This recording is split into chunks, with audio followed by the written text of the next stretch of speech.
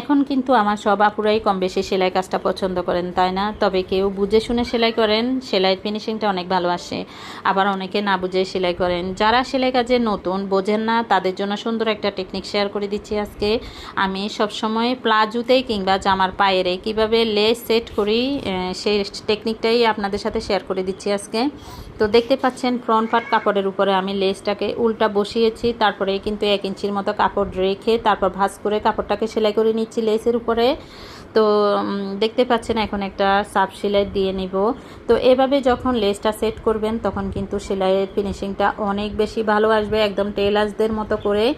যেহেতু এটা সালোয়ারের পায়ের, আমি 1 ইঞ্চি বর্ডারের জন্য বেশি কাপড় রেখেছি। এখন মূল বডির সাথে আমি সেই কাপড়টাকে সেট করে নিচ্ছি সুন্দর করে। দেখলে বুঝতে পারবেন কাপড়ের সেলাইয়ের ফিনিশিংটা কতটা ভালো এসেছে। মাশাআল্লাহ, যারা সেলাই কাজে নতুন তারাও এই টেকনিক ফলো করতে পারেন, তাহলে সেলাই কাজের ফিনিশিং ভালো হবে। এখন কিন্তু আমার সব আপুরাই কম বেশি সেলাই কাজটা পছন্দ করেন, তাই না? তবে কেউ বুঝে শুনে সেলাই করেন, সেলাইয়ের ফিনিশিংটা অনেক ভালো আসে।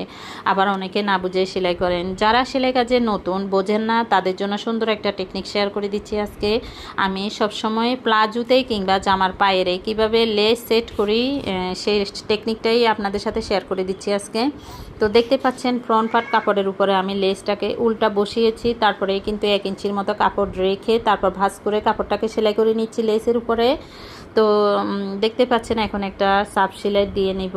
তো এভাবে যখন লেসটা সেট করবেন তখন কিন্তু সেলাইয়ের ফিনিশিংটা অনেক বেশি ভালো আসবে, একদম টেলার্সদের মতো করে।